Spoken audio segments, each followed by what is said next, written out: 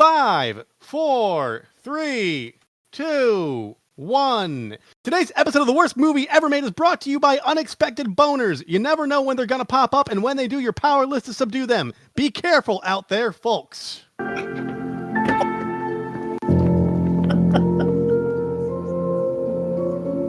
did you do that?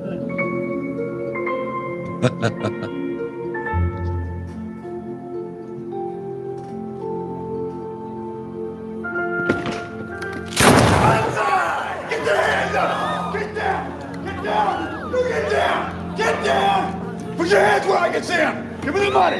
Stay there! Did you freeze, Chris? Give me the money! Come on! Fucking hurry up! Stay there! Don't fuck with me there. Hurry up! Other side! Other side! Come on! All right. Hello, welcome to The Worst Movie Ever Made. An experimental movie podcast designed with one thing in mind: to find the worst movie ever made. I'm your host, Chris. I'm joined by my co-host, mad scientist Rob Scucci and Bob Hasek. Hey guys, how are you? And why are we doing Prisoners of the Ghostland? I'm great. We did not have a problematic false start for like the millionth week in a fucking row. I'm feeling great because the rage is going to come through in the form of Cage. Like you said, we are doing Prisoners of the Ghostland, which is a neo-noir Wild West sci-fi post-apocalyptic samurai western in which Nicolas Cage is part Mad Max and part Snake Plissken. Hi, Bob. How are you? Well, I'd be doing better if I wasn't trying to run this game bar thing to see if I could. It is now taken over my computer, and I can't get any of my windows to work. Oh, so I'm going to try to cancel that while you lead me into my thing that I'm supposed to do. Yes. And then after that, let's not fuck around with any more buttons because this is the show. This is the final cut. I am not doing any edits. Bob's Listen, explanation. if you want to fuck with any kind of button, make it the subscribe button. Yes, at www.theworstmovieevermade.com. You definitely fuck with that, but Bob, it's time for the best explanation. Yes. I need that shit up. Bob?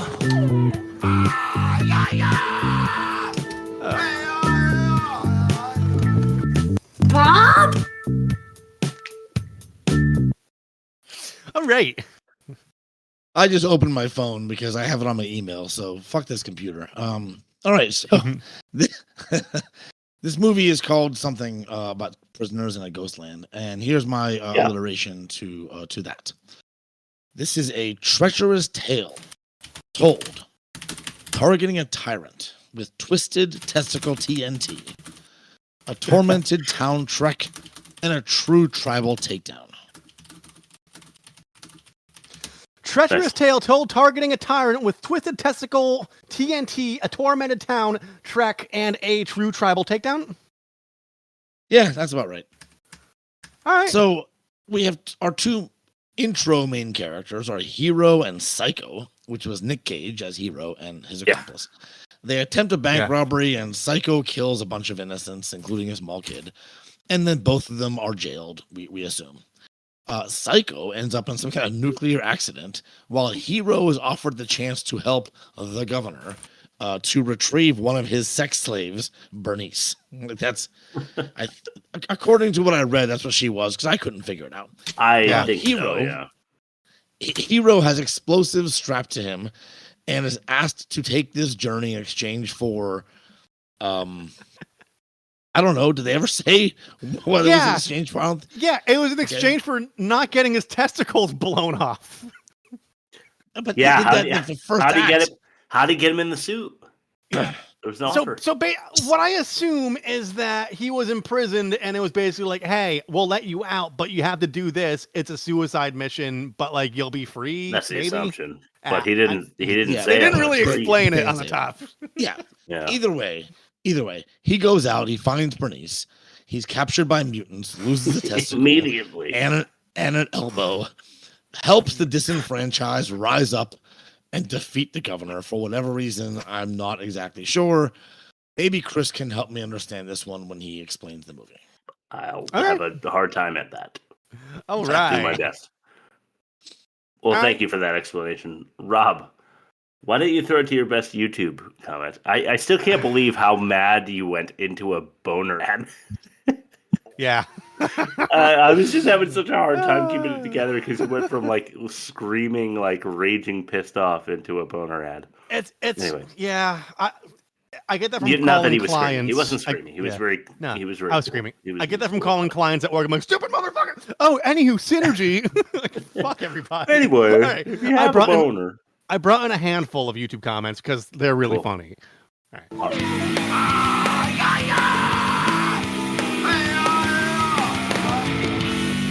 That was a comment from YouTube. Say what you will about Nick Cage, but as Hollywood is running low on ideas and doing reboots, he's at least trying fresh ideas with directors who have more artistic licensing. I'll check this one out sometime. This was in response to the trailer. They're all in response to a trailer. I agree. Yeah. Whoever said that. This strikes me as a documentary of what Nick Cage just does on a regular basis. Also true. In the future, a geriatric man sits at a campfire and says, "Gather round, my children, and let Grandpa tell you the tale of the legendary Nicolas Cage, the greatest actor of all time, except for Ghost Rider." I also agree with that. And then the final comment, I live and respect that. I think they meant to say love and respect, but they say, I live and respect that Nick can do a wide range of roles.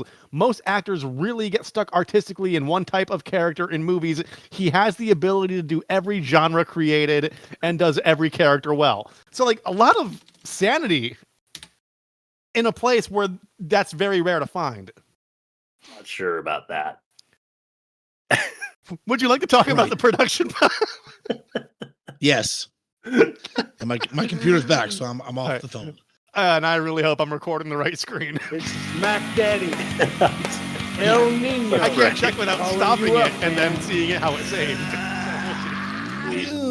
Where's production? It looks good though. The test run was fine. Okay. Yes. What was bad about this movie? Production? No, worst production for me is Lost in Translation. That's my tagline. Okay. So the creator / director, I'm not going to try to pronounce his name. He considers himself to be an auteur, and yeah, but he's also a very celebrated director in Japan, though his work is far from mainstream, especially over there. Now, unfortunately, the storyline to this pile is completely mainstream. It really is, but it's tossed in like a weird imagery that almost has nothing to do with the narrative or interpretation of any on-screen events.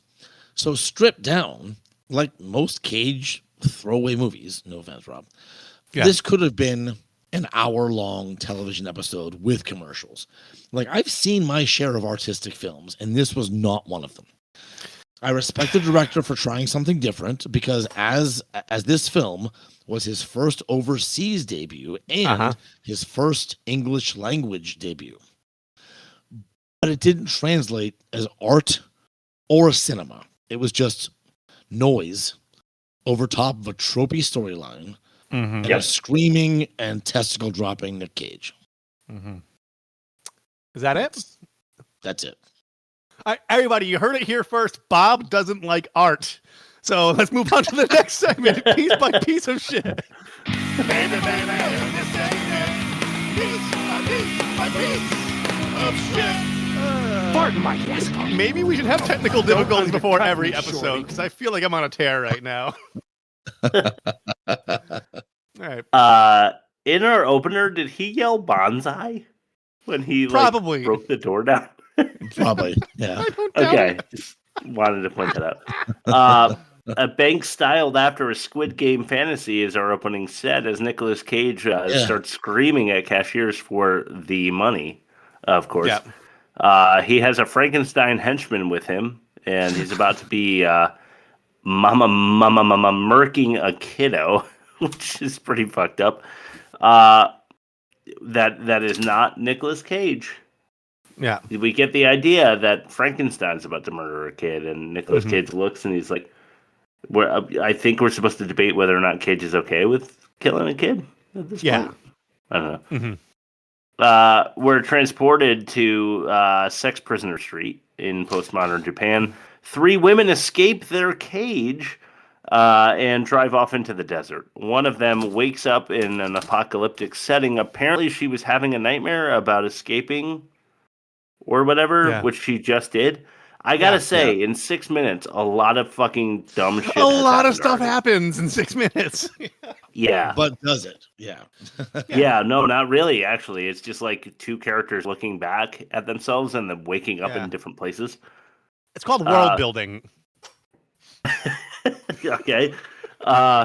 What a world. We'll get into how vast this sprawling universe is in a little while, but back to future Japan as we convene with Cage in his prison cell. He promptly is dragged out of it and is exposed to the gathering crowd in his sumo diaper. Which brings me to my number one. Well, not my number. No, not my number one. Like, as in first most offensive moment, Nick Cage's ass. Why do we have to see that? Yeah, they really zeroed in on those cheeks. Listen, man, there's like 20 movies in which Nick Cage acted that I would rather see his ass in than this one.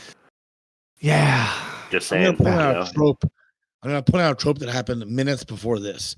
Is he's standing in some kind of underground thing, and there's wood slats with sun shining just through the slats. Yeah. It's such a tropey prison. Yeah, that's true. Yeah. Like he's got people walking above and over him. It happens in Young Guns 2, early in Young Guns 2. Yeah. It's Kiefer Sutherland there's and Lou Diamond Phillips. Yeah. There you go. Anyway, let's we're gonna be thrown into our first clip. I'm gonna give you a little context first. Weird shit going on here. This is after we see Cage's ass and he's dragged out of his prison cell. Including the director hoping for a Christopher Waltz character, but instead he's just getting this like total douchebag in this first worst dialogue clip. This is masticating. They wanted the white suit guy from Stephen King's The Stand, but they got like Arliss Lovelace from Wild Wild West, but with legs. Well, Lovelace had better lines, honestly. All right, here we go. Let me see your balls. What the fuck?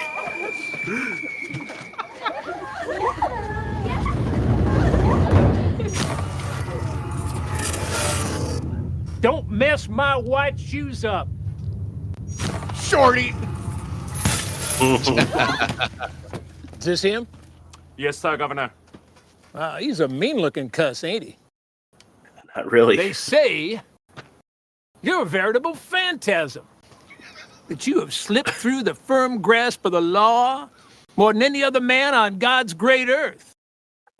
They also say you're the one who robbed the Bluefer National Bank in P-29, killing, among others, 3 tellers, 2 security guards, a retired Navy colonel, his mother, and a small boy whose only crime was masticating a sweet, cheery cherry gumball. That is terrible, dude. Like, Loveless is actually a great pull. It is so like they were hoping for Loveless from Wild Wild West, which is not a thing to strive for because we made fun of that movie too. Where can you see that, Rob? www.theworstmovieevermade.com. Sometimes the audio and video quality is better than other times. Veritable phantasm, huh? Veritable phantasm. They were thinking that they had something there where we were going to be like, wow, this guy's so smart and interesting. And then, of course, we had that Japanese girl who really wants to see Nick Cage's balls. Which, again, I'm pretty sure I voiced this opinion on the show before, but I'll do it again, maybe for the first time. I'm pretty sure that girls aren't that into guys' balls. No. I just don't really think that the dangling berries is really what evolutionarily speaking, there's a reason they hang below the shaft and head. So they're not in the way. Yeah. You can just like swoop them aside. Yeah. Yeah. I think it was meant to be like a not a shame thing, but some kind of a like I don't know, like a shame kink. I think. Yeah, Like I don't know. someone make Yeah. fun of him. Like let's make fun of him for something, and balls are easy because everyone's got ugly balls. I mean, come on. Yeah. I mean, who's got the prettiest pair of balls on earth? I'm not sure that I can guess, but it's not Nicolas Cage, judging by his saggy ass. Probably Neil Breen. Oh, it might be the Breen bag. Yeah, Because he was tight you're and tanned and Double Down. He was floating that Breen bag all over the pool, and we got He a good was. look at it. So, Yeah. speaking of Squid Game chasing, let's check out another awkward scene here. I don't really know what they're going for if it isn't Squid Game, and that's TikTok. 90 years without somebody. Tick tock, it's nice, it's memory. Tick tock, it's long, short, let it go again, breaking home and died. My, don't that fit nice and snug? No, dude. Just beyond no. the point where we now stand No. lies a stretch of highway where evil reigns.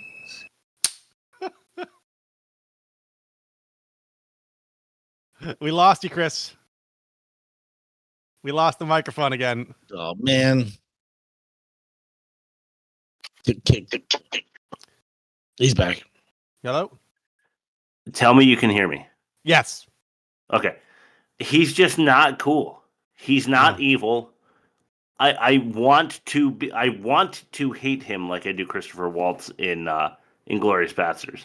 And that's what they want from me. They want me to be like, wow, what a sick sadistic, twisted fuck with like the intellect where you kind of like him anyway, Yeah. even though you're really not supposed to. Yeah. But you don't get that. You're just like, this guy's just fucking lame and I hate him. And he would never like rise to prominence in any scenario. He would just like, somebody would just like punch him in his chest and he would just like collapse like a little baby in front of everyone. Yeah. and then no one would care about him ever again. Yeah. Yeah. So this Kentucky Fried Colonel wannabe is trying to be, he's trying to get Cage to get his daughter back, or his granddaughter, or whatever. Bernice, his granddaughter. So he calls his sex slaves his granddaughters. They're not like actually his granddaughters. Like Okay. Totally. Yeah. So he wants to bang his direct family. No, he wants to bang his sex slave, but he gets off on calling them his granddaughters. Yeah. He wants to bang young women, but he calls them granddaughters. Yeah. Yeah. Okay. I mean, that seems like a standard cult kind of thing. Yeah. And it happens to be Bernice from earlier, the one that like escaped the sex prison street or whatever. Yeah. So he affixes Cage with an explosive suit set to explode if Cage gets a boner. They give him a car, and Nick says, "No, I'm not taking the car." So he gets on a bicycle. There's like, which they're like, here's a car again, like a Toyota Celica. Yeah, it was a nice little commercial, but like the colonel, the man in white's right hand man gives him the car again, and he's like, "All right, I guess I'll take it." I will say it's fun to see good old Nicolas Cage on a bicycle again. You can see it in our Wicker Man episode at www.theworstmovieevermade.com. He also rides a bike in that one. Fuck yeah, he does. And we like, I mean, we get a lot. We get like 2 minutes of him on bicycle though for Wicker Man. Yeah. We only get like maybe 6 or 7 seconds of him on bicycle here. But it's like he definitely outpaces Furlong, I think, on the bike. Yeah. Who would win a bike race? Cage or Edward Furlong, you think? Cage. It's Cage, right? I mean, Cage in The Rock versus Edward Furlong in Terminator. It's not even a question. Yeah. Forget it. Yeah, I got two things from what you just mentioned. First of all, wouldn't, if he's trying to get fresh with the girl or hurt the girl, wouldn't the explosives hurt her too? Because he's right next to her? Yeah, probably. That's not thinking straight. It's best not to think about it. And second of all, when they pick him for this mission, they have all these thugs who are like, like nunchucks and shit. Yeah. Why is he the one He has all these people to choose from. Or he could have picked all of them and have all of them rush out to find this girl. But he's like, no, just him. I just want. Well, because he's a veritable phantasm. Yeah, I think it's because he's like he's Chris. morally questionable, but like willing to go the extra mile because he thinks he's the one that killed all those innocent people. And he's like, I need that kind of energy on this search for my. I'm stretching. Right. I'm giving too much credit. I understand. I need that kind of psycho. Yeah, that's not a bad logic. I'm not. They don't make it clear. But I get it. Yeah, no, they don't know. Why not send Yasuhiro? Send Yasuhiro. That's all I'm saying. They gave him. Okay, so we went through that. He immediately crashes the car that he was just given. Yeah, without hesitation, actually. Yeah, no, he like just drives it into a pile of rocks.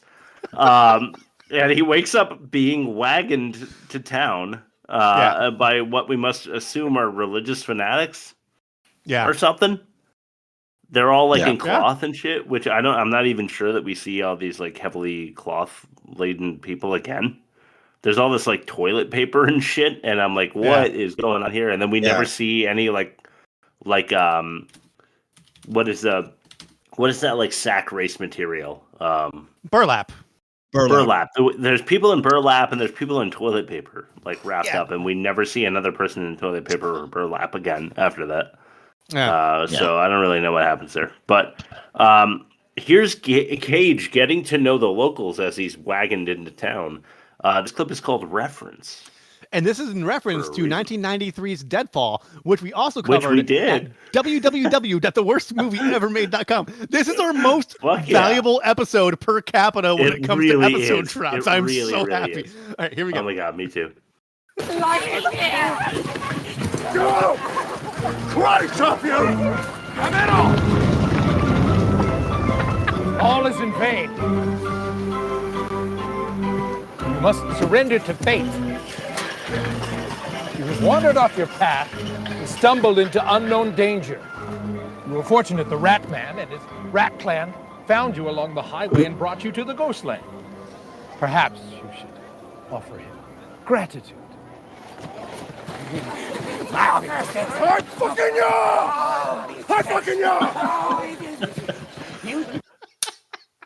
Hi-fucking-yah. There we have it again. Sam fucking Peckinpah! So we're back to him immediately. We're back to him looking for Bernice. So he starts undressing a bunch of artistic chicks. And after like 4, he finds a girl he's been looking for like a whole hour. Like I really thought he was gonna Frog. What was it?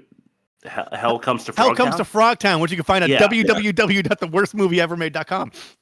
You know how Roddy Piper spends like most of the movie looking for the chick he's looking for? Yeah. I thought that was going to be the like point of the movie. It was to find Bernice, and he was going to have to like battle demons of all sorts, mutants, what have you. I know, he finds her right away. In the he finds her in like an hour. It's pretty impressive. She's like the 4th girl he looks at. Like, comparing the photo, he must have been like, wow, this is the least amount of time it's ever taken me to find someone I was hired to find. At least until we find the 9-hour director's cut. Yeah, right. Yeah. So she can't talk because she's seen too much evil. Yes. Which they keep, I think they keep that incredibly unclear. Yep. I don't know. Yeah. But that's only a problem for him because his dick exploding suit is primed to explode if she doesn't say her name into his wrist. So it's a problem that she's seen too much evil to speak anymore. Yeah. So Cage puts her in a wagon, the same one he was dragged into town on, I assume. Yeah. And then drags her over to the 18-wheeler exhibit. Where he gets a fuel for his crashed car on a pile of rocks.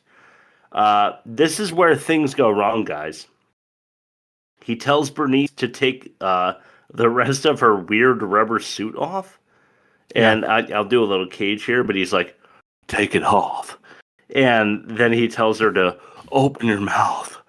And then he pours water into her mouth, and he's like, "Oh yeah," and it's like a total fucking freak about it.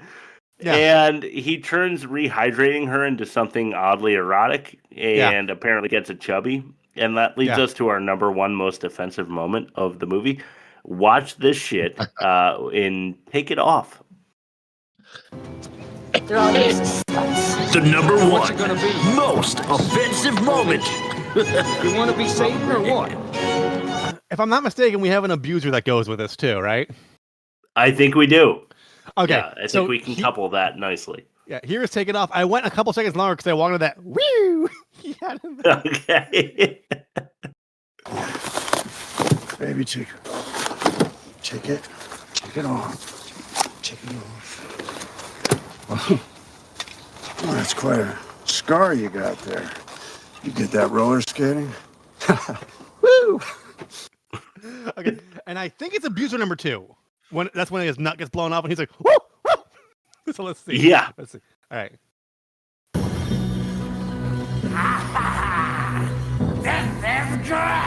That's the wrong abuser. So let me get the timestamp in there so for awesome. that. Yeah. So let's just get that, and then here's the abuser I was looking for.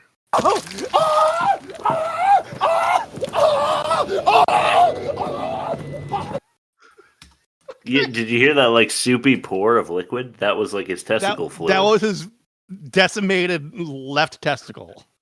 Yeah. No, it wasn't decimated. It was in full. It was in full form in his hand. Yeah. Yeah. That's Like, true, how? yeah, I guess. How? I don't Well, know. not to bring it back to Wild Wild West, but when Jim, who is played by Will Smith, like realizes the guy doesn't have any organs, he's like, "I'm sure they're in one piece," and the guy's like, "There's no organs," and he's like, "Well, I mean, they're in one piece wherever they are." Like, Yeah.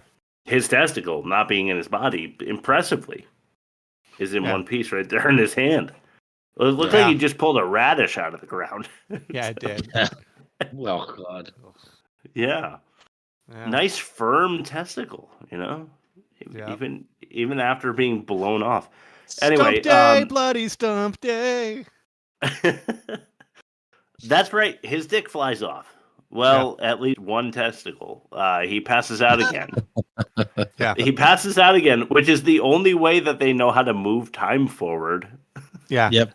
He dreams of the bank robbery gone wrong again. This time we actually see his accomplice go nuts and kill people, absolving Cage to the viewer, although this is still felony murder.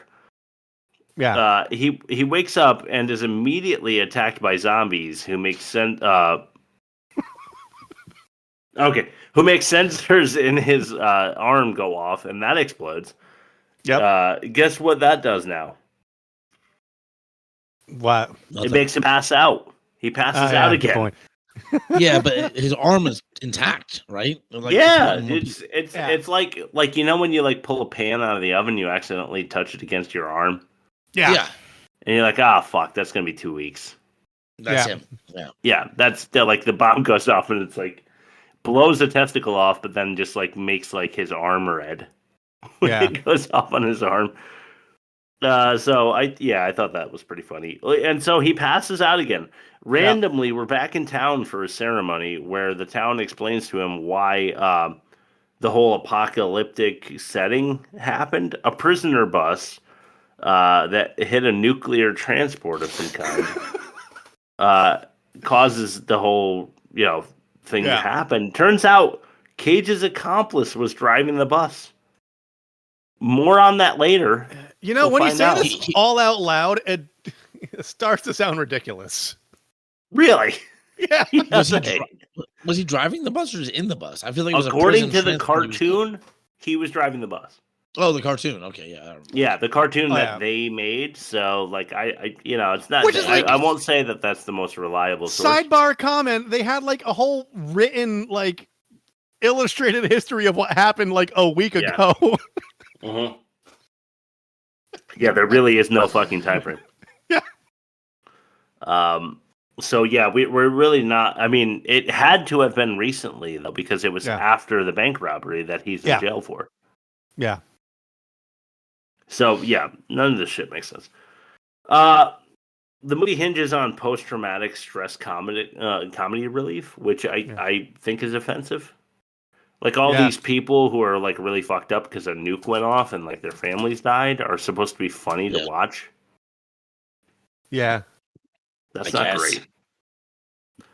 Bernice can speak all of a sudden because she like got it back, and she says her name to Cage's arm while he's passed out, which is it disarms the bomb for another 2 days, which is good. Yeah. Back at Wish Christopher Waltz's mansion, we drink some sake and make young guns uncomfortable, all but confirming that he is a total creep. Yeah. So now we know he's like really evil. Right, he's definitely the bad guy, and he asks his right-hand samurai that I mentioned before, Yasushiro, to execute the girl that helped Bernice escape. He does so he's like fucked up, you know. Back at the clock tower town, Bernice interrupts a gathering. In our next clip, this is Ghost Town. Of course it is. Listen to the story. Dad!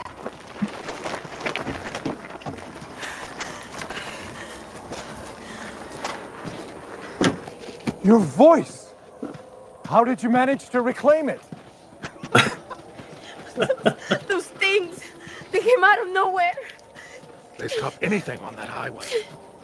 No one escapes the Ghostland. You hear? No one!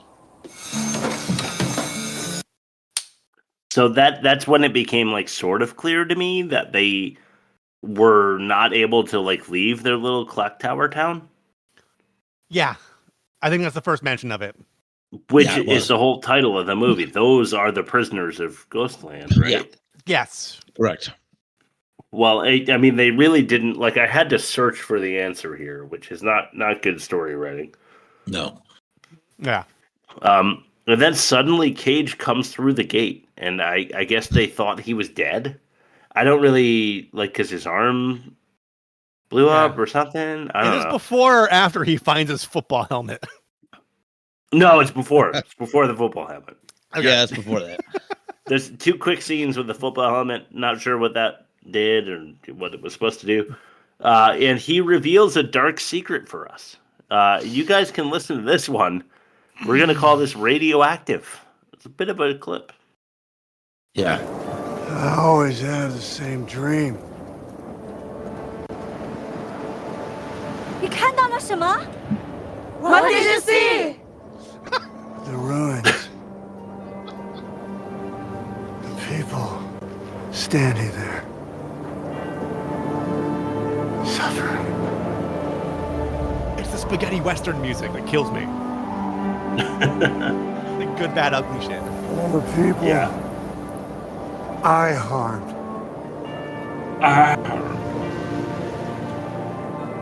But yesterday, they came to me. And they helped.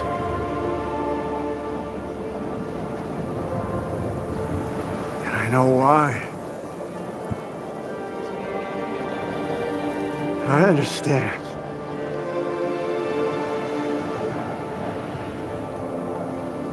They helped me. Because I am radioactive. 你看到了什么? What does that mean? Yeah. I don't know. We don't know. Honest to God, have no idea what that means. It's like the guy who directed it or wrote it, like he had his script in Japanese and then he ran it through like the 2002 version of Babelfish on Netscape, and that was a screenplay. All right, fair enough. The best that I can think of was something like he and his accomplice Psycho are the kind of guys that cause trouble for other people. Yeah. And Psycho was so bad that he like caused a nuke that killed everybody. Yeah. But in the same way, like Nicolas Cage's bad actions caused like local, less devastating trouble, and like So he's like radioactive in that way. So like a fission wherever he versus is. fusion type of thing or something, like a metaphor. Like Psycho was way worse for society than him. Okay. But it was like bonked over our heads with his nuclear bomb accident. Yeah. But Right. Nicolas Cage is also bad for people around him. He just can't help it. That's just the way he is because he's radioactive. That was like the best I can figure. Okay.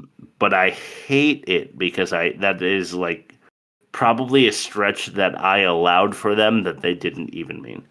Yeah. So apparently it is not possible to escape the clock tower because there's those like zombies who are ghosts that won't let you leave. Right, guys? Yeah. I guess. Anyway, newly enlightened Cage says it's time. And he's right. It is time. Time for the number one worst dialogue moment in this movie. This is Most of the time, bad Testicle. dialogue just sounds to me like. Walking up to Clinton's And this is the worst dialogue of the movie. What's it This called? is Testicle. Yes, it is. Yeah, it is.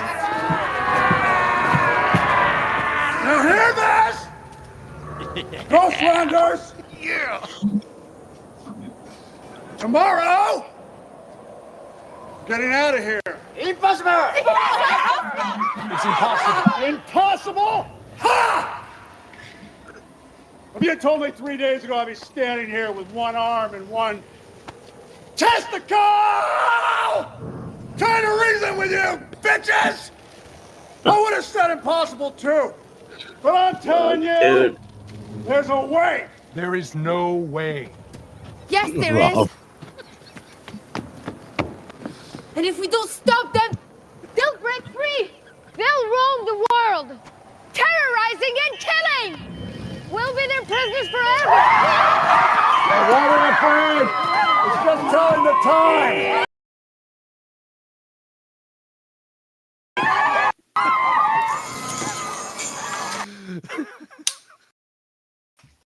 And there you have it. The whole reason that we're doing this movie is because Rob like skimmed this at 4x speed for his like website, and we haven't noticed that Nicolas Cage screamed "testicle" really weird, and now we're doing this movie. That's it. In a nutshell, that's it. Yeah. No, but you know, Well said, Bob.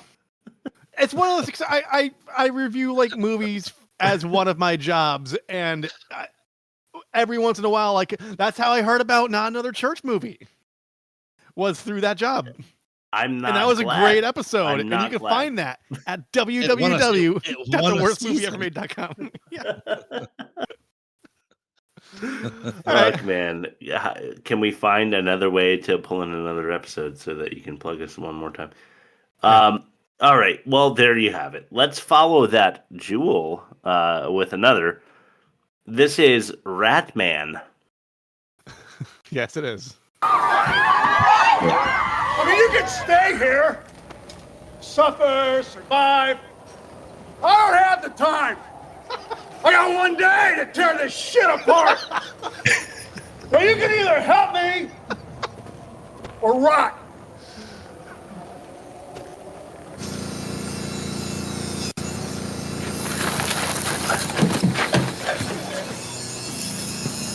Ratman! Hey, Ratman! I want to make a deal with you. I know you're intelligent. You make the deal, I'll give you some cheese. Maybe some pickled fish. Where are you? Ratman! There you are. Come on out. Would you take it easy? I don't want to hurt you. I just want to talk to you. Come on. Batman. What's it going to take to fire all these cars up and get the hell out of here? Hey, Ratman. Which Ratman Give me some never cheese. does. He's asking for help from all the locals who never fucking help him. Yeah. No, they Was don't. this not a giant flaw for you guys? There This was has him to be being like, you guys have more strength than you know.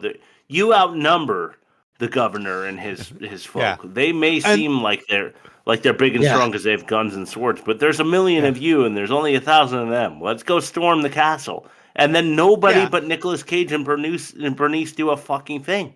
Yeah, the segue implies, fuck it, I'll do it myself. After rallying the troops, he's like, fuck it. Yeah, I got my football helmet and my weird arm. I'm gonna help you. And Ratman, by the way, reminded me of Leguizamo from the movie Spawn.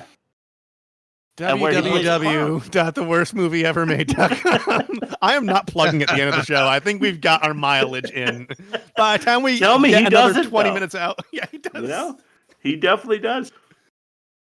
So my question here is, it's the most offensive moment, and I mean this. Yeah. What is at stake? The Ghostland. Yeah. And the prisoners that they're in. No. There's nothing at stake. I guess Bernice's what do you call that? Her prisonership of the governor. That's really all at stake because Cage was in jail anyway. So that's it. Yeah, to your point, Bob. I guess that's to your point, it's like hardened criminal on suicide mission needs to rescue sex slave for one guy who's just going to move on and kill him anyway if the mission's not accomplished. Yeah. Right. Yeah. And so like there's literally nothing at stake. Yeah. At all. Yeah. He just happened to like this girl a lot, so he wants to like do creepy uncle stuff. Like back shots and stuff, yeah. With one testicle. All that. Yeah. Yeah. You said back shots. Yeah.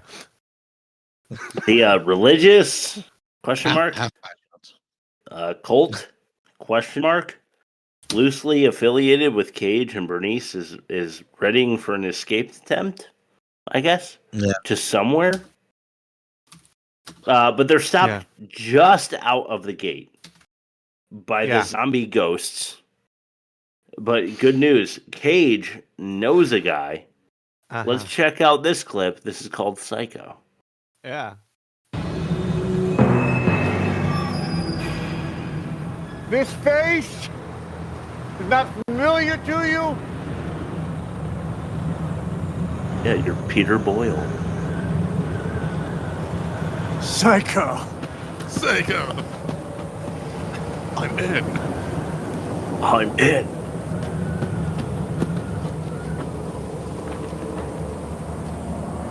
Lots of wind. 監視と有罪判決を受けた凶暴な囚人たちを運ぶ車に衝突したのさ。その結果、奴らを焼けつくような現象線にさらしたのさ。その焼けざま、ひどい焼けざま。You're dead. Burning in nuclear hell like everybody else. You ever do that? You ever burn in fucking hell because your friend betrayed you? Oh my god. You were always so much fun when you had a couple of shots of whiskey in you. Come on. All right, so Cage gets Psycho to and Psycho Samurai and his ghosts and his zombies to let them pass so that he can like take out the true evil, which is the Colonel. Yeah. Okay, most offensive moment for me. Not the guy who killed everyone at the bank, including a child. 3 tellers, 2 whatevers. That was all blamed on Nick Cage. Yes. Like it's actually his accomplice, the Frankenstein psycho guy. Yeah. He killed everyone at the bank with no remorse, including a child. Yeah. He's not the ultimate evil. It's the guy that's like totally a creep towards women. We don't know for sure that he's like doing anything with them. We can't say that he actually has done anything at this point. True. Yeah. True. We want to assume that he has because of the nature of their like willingness to like find escape routes at their own risk. Yeah. But we don't actually know. We haven't seen anything. We it's like a Zendusky thing. Like He probably raped a bunch of kids in the shower, but I mean, allegedly. We don't know it. Yeah. So I'm just saying, we don't like. What's the greater evil here? The guy who like we have seen shoot children, or the guy that we think is like at least a creepy uncle? Probably worse. But the guy that shot children did get in a nuclear bus crash that was apparently living hell. So but I mean, you know, he got his comeuppance. Yeah. I guess I would. You know what? I guess I would rather die in a nuclear explosion and become a ghost who gets to continue living in like a school bus. Yeah. Than be a horrible person who doesn't know like what his like rapey tendencies. They were all are actually doing to people. You know, they were all there. Yeah. I don't know. Yeah, but the governor doesn't even realize. Like, I'd rather be the guy who dies in a nuclear accident than the guy that doesn't even realize how perverse he is. Yeah, I guess so. Anyway, he's called the governor now. So showdown time. Here's the governor's warm up. Very nearly the number one worst dialogue of the entire movie, but it's not. This is a clip called Animal Farm. Yeah, it's like the George Orwell. Yeah. Mais quand est-ce qu'il arrive? Quand est-ce qu'il arrive? Listen up! For the sake of me, birds will fall from the sky. Lions and tigers will bow before me.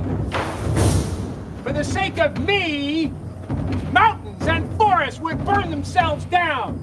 For the sake of me, everything will be mine.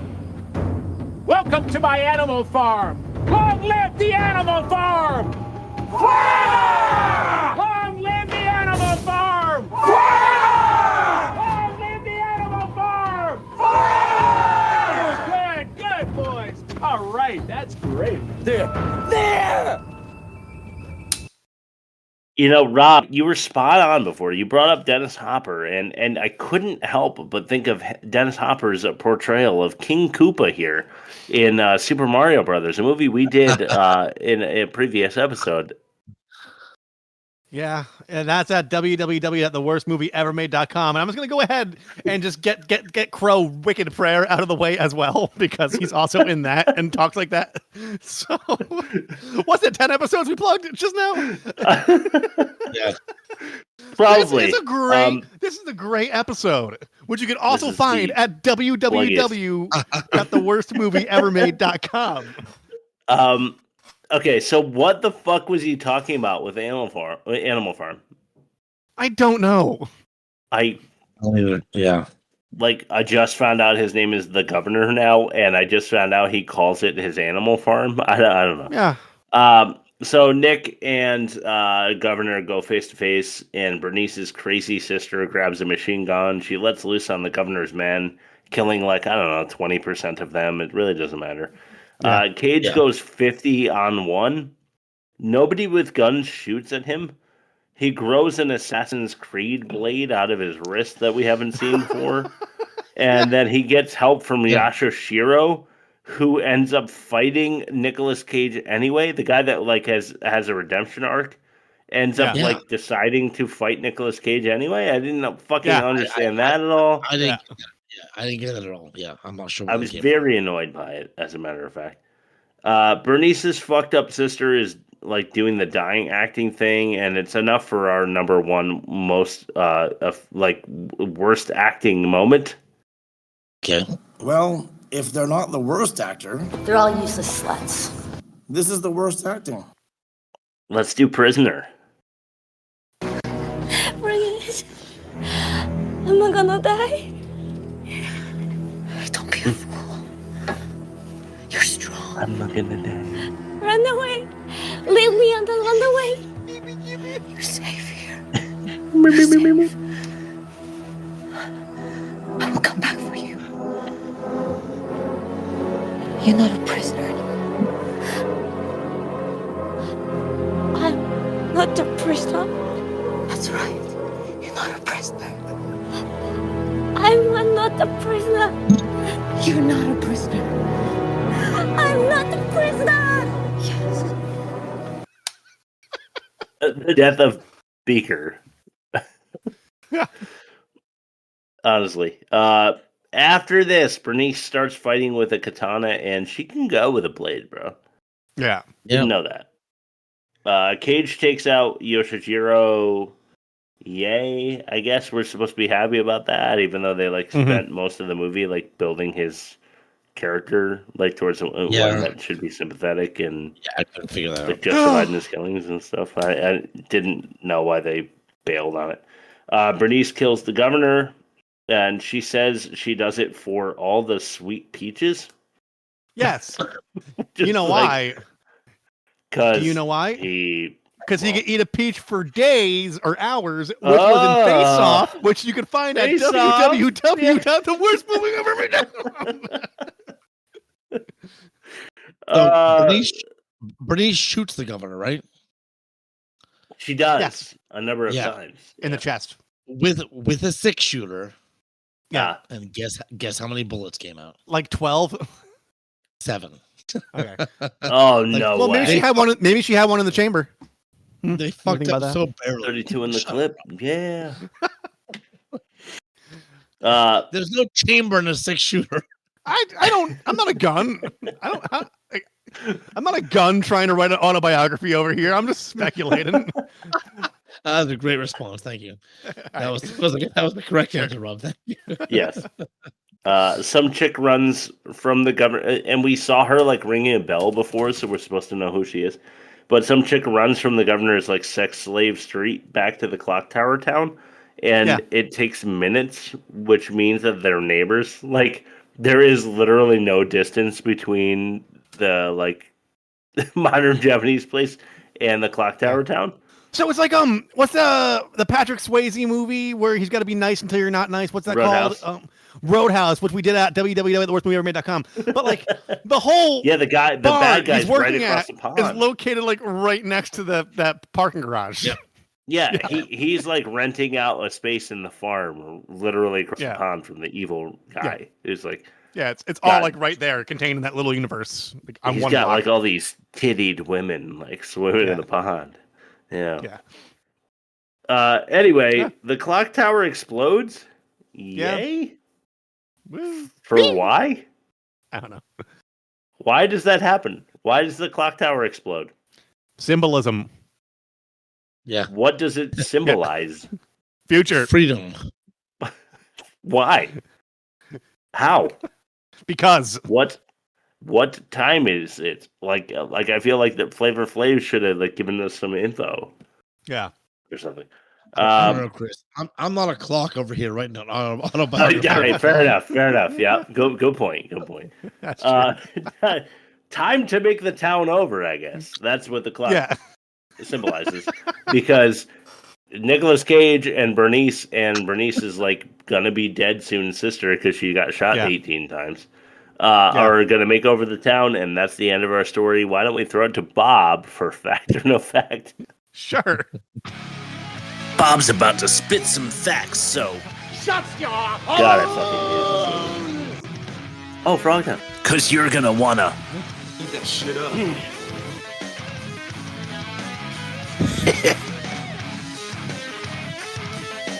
All right.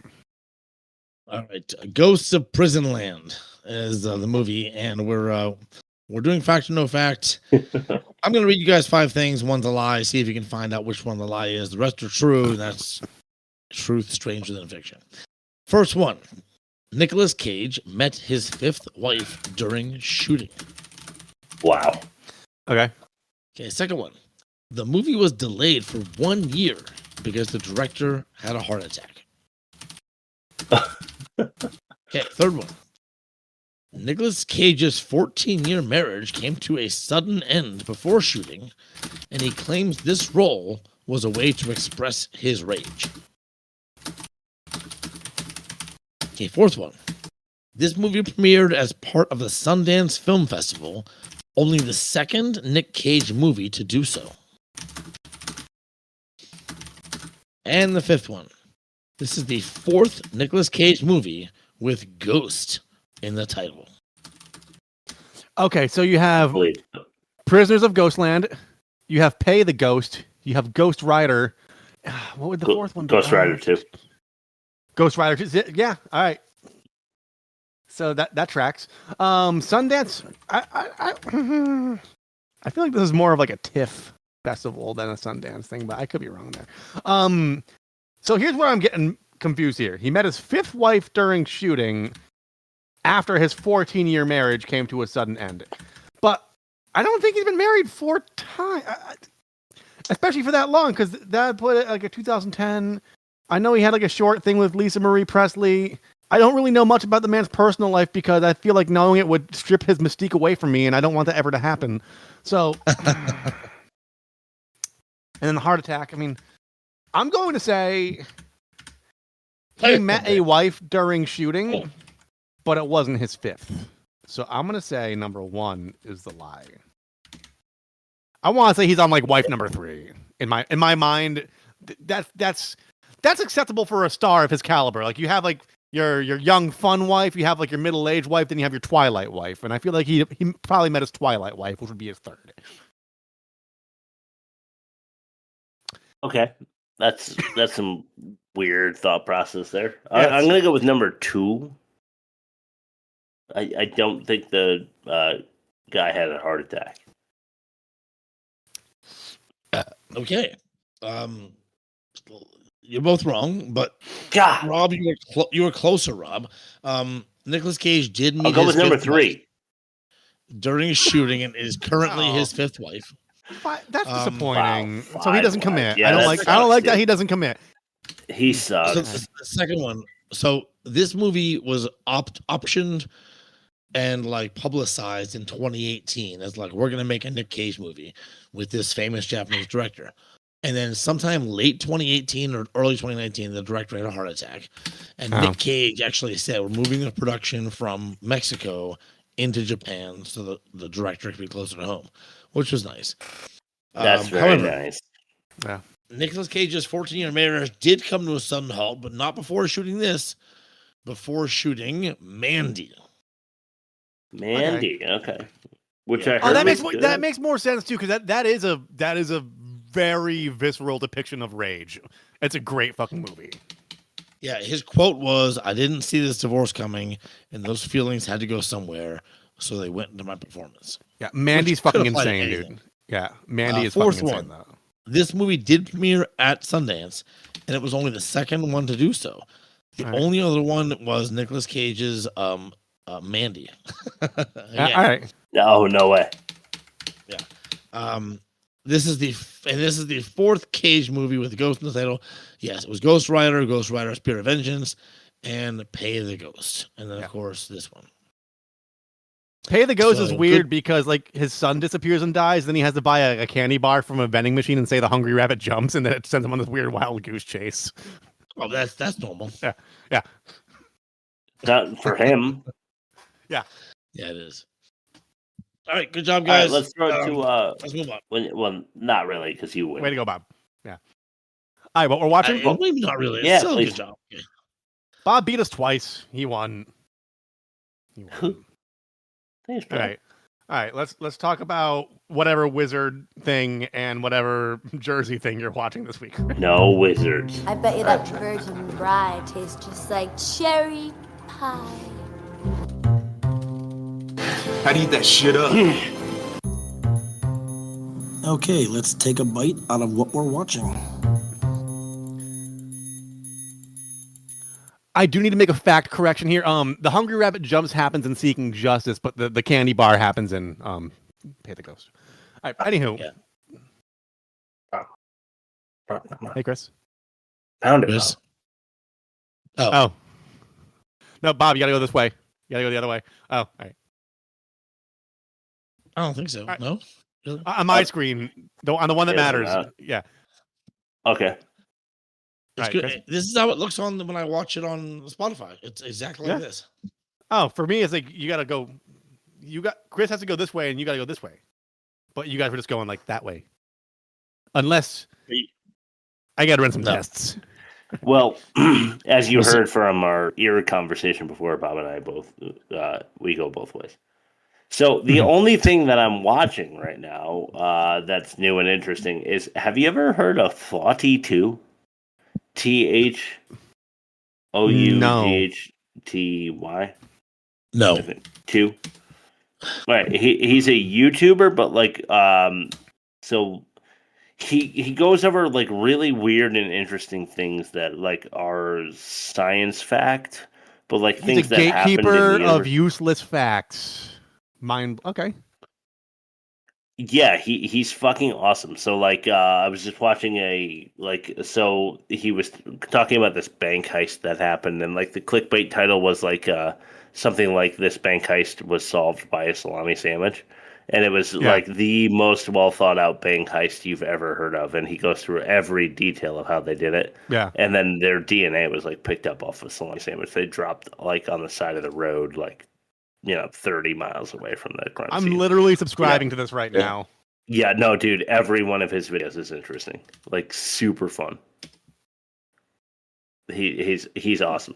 And he's like nonpartisan. There's nothing that would turn you off about him. It's just objective, watch him no matter what. Yeah. Mm-hmm. Yeah. Cool. So just enjoy that. That's all I got. Bob?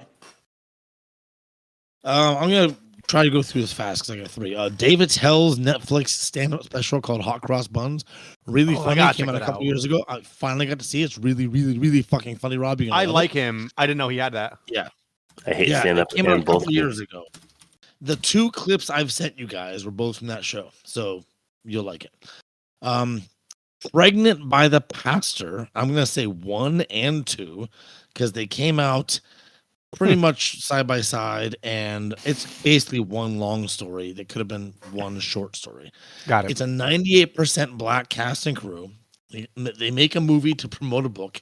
They honestly did their best. They think it's really good, but it's so bad. We're doing it for the pod someday. It's my new Rosebud. And lastly, Intruder, 1989. It's a slasher film that I can't believe I never heard of until now. The stars you'd recognize are Sam Raimi, Ted Raimi, and a cameo by Bruce Campbell. Okay. Everyone else is relative unknown. It's gory, it's bloody, it's a little funny, it's a little scary. It's pretty original, though. At its core, it's a slasher.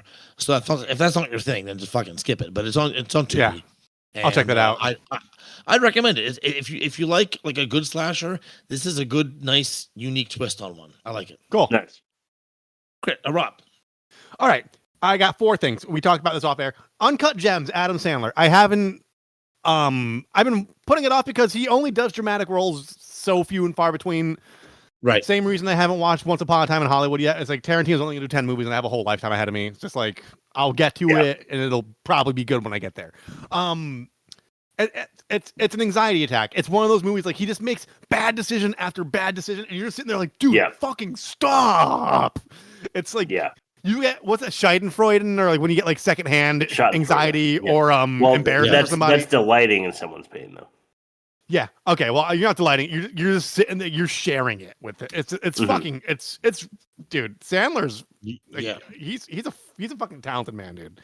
I know he likes doing the shitty movies, but like, good on him, man. God, I hate him. I watched a movie that came out in 2020 by Brandon Cronenberg, not David Cronenberg. It's his son, called Possessor. Yeah. It's like Inception if it were good.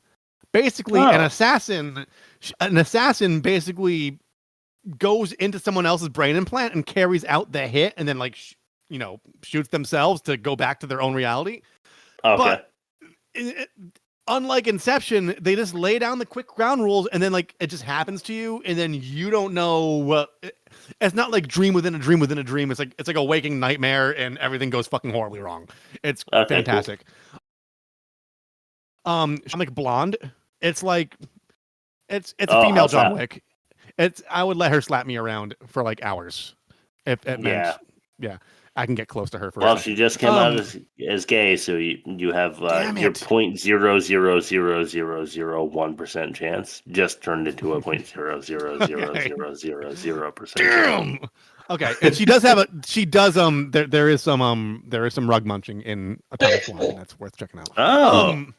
And then not a coincidence. I don't know. Last one. It's a horror film made with life-size puppets on real sets called Abruptio. It's on Tubi.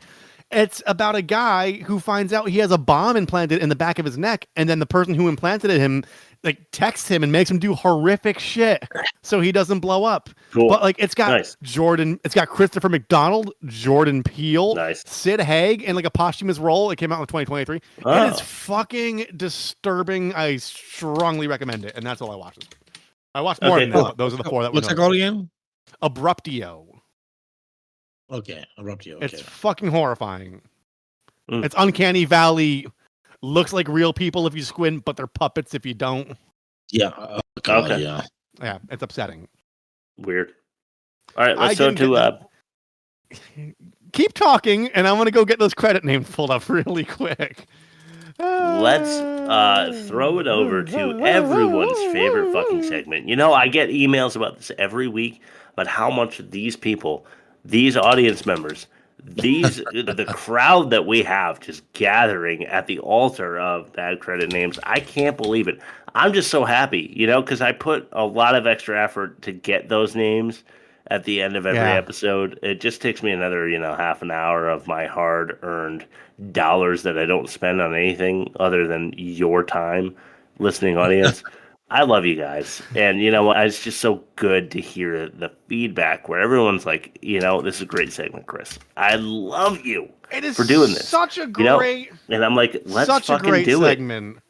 Bad credit names. How about it? And here's the thing. Whenever I add those files to the soundboard and there's no lag when it happens, give me 1 second. I mean, it just like, we're just gonna go to that downloads tab. It's just like we're all tickling each other, like underneath. Chris, yeah. File format type not supported. Did you save it as an MP3? Jesus H. Christ. Let me try downloading it. Man, here I am trying to fucking hold on a minute. I'm gonna re-download it. Just make sure it's not. No, yeah, you saved it as a file, not as an audio file. I you know what I did is I edited the name at the wrong. All right, so I'm just going to share it as alien names again. You'll see it pop up in a second. Okay, yeah, that's fine. Because I just copied. Let me know when it's up there. It is up. All right, I want to hit refresh again. Oh, there we go. Alien names, which is actually Ghostland names. We are professional. This is our 226th episode. This is us. You know what? Thank God that we are just so good at this. And it's amazing the feedback we get about that credit name segment and our no issues ever that Chris never causes in any show ever. 0. Yeah.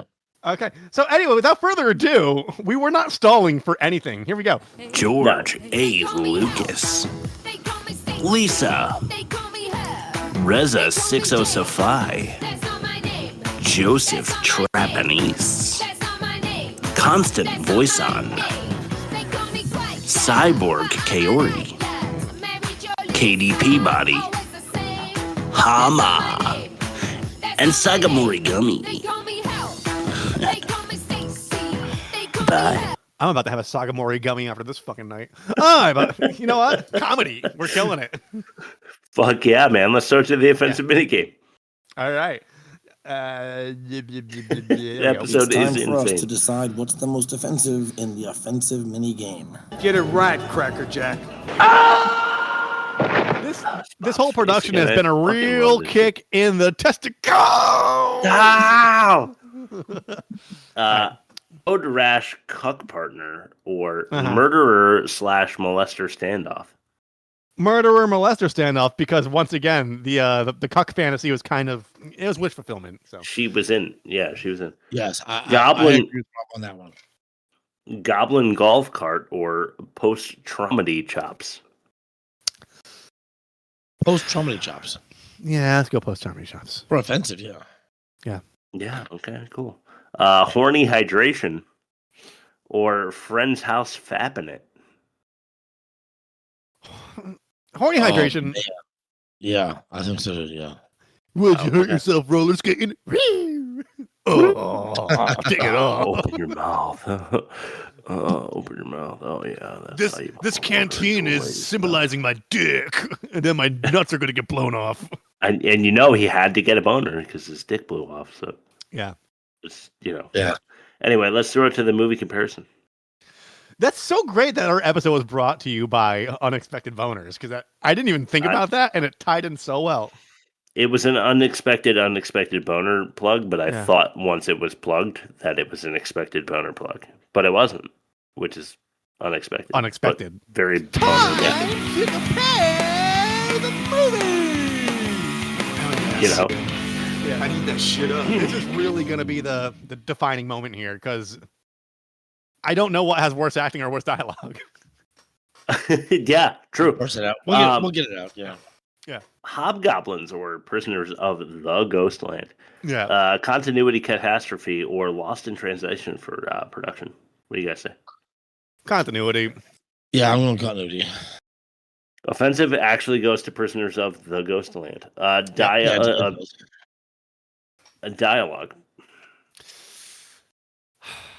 I want to say the Gremlins one.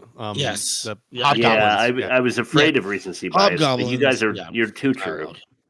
Yeah. How about acting? Hobgoblins. Same. Hobgoblin. Yeah, same. But honestly, close though, because Hobgoblins was Go ahead. For a demerit, what do you have for prisoners of the Ghostland? What's at stake? I would just say genre confused. Post-apocalyptic sci-fi western horror thriller, like. Yeah, I guess that's what he's used to over in Japan. I just don't think it fit here. Yeah, but I don't know if that makes it worse than lackluster lights. Yeah, that pissed me off a lot because they made such a big deal of it and didn't follow through. Whereas Ghostland, everything they said came to pass. So yeah, that's true. I can't be mad at it. I think Hobgoblins is worse, but I wish Ghostland nailed it better though. I fucking hated Hobgoblins. They could, but I might have actually hated Prisoners of the Ghostland worse. Yeah, I did. But I mean, the sign speaks for itself. The worst movie for the season is Hobgoblins. Next week we are doing Norbit. Is that a Eddie Murphy vehicle? It's Eddie Murphy plays 3 people in this one instead of 8. Oh, okay. So he tones it down a little bit. Yeah. Yeah. All right, cool. So Norbit for next week. Rob, why don't you plug us? Throw it to Bob for his last word. We have Norbit in our orbit, and that was a mailbag from Kayla. And then the following week, we're going to be doing another Nicolas Cage movie. We're going to do another Nicolas Cage movie. Thanks to Ryan. Is it Ryan? Your friend, Jeff. Chris? Jeff. Ryan. Nice. Same difference. Jeff, we're going to do the Surf for the following week, and then we're going to close out the season with your mom's request, Chris, which is Primal Fear, 1996. So we're getting close to the end here, and that's all to say. You can find these episodes at www.theworstmovieevermade.com. I've plugged this show enough throughout this episode, so just go to that URL. There are things to click. There are ways to email us. There are ways to find us on social media. You could see the video of us. If you think we're ugly, you could do the audio of us, and everybody wins. Make fun of us. We get that sweet. We get those sweet ratings. We get the accidental boner sponsorship money rolling in, tens of dollars. Thank you, everybody. Bob, what's your last word? Obviously, testicles. I love when you guys yell loud enough to make it clip. It's fucking amazing. Okay. Testicles. I was hoping not to. Testicles. All right. We are going to see you guys next week with Norbit in our orbit. Norbit. Fuck. Okay, Norbit. Thanks, Shay. Thanks, man. For those listening at home, Norbit is streaming on Tubi. Nice. Good job. That's awesome. Slow Drift, Tubi. Joanne, Dustin, Jeff, and Kayla, I guess. Oh, she had and a all question. Of you? Kayla wanted to know what you thought about the end of Penguin. What did I think about the end of Penguin? Yes. I loved it. I understand why it was emotionally gripping and terrible and like really hard to watch. But if they're going to end a season and not make another one, it was a great way to do it. It sucked, but that was the whole point of the show. So the whole point of his there you go, Caleb. Slimy. I know it wasn't satisfying, but not every show can end that way. Not every hero that you want to live can live. That's not the reality we live in. And I am waiting. Did a great job of doing that. I won't spoil it for anyone who didn't watch, but I am waiting on season 2. They got to have season 2. But all right, bye, Jelly Scoop. I really hope they do. All right, bye, Jelly Scoop. Bye, Jelly Scoop.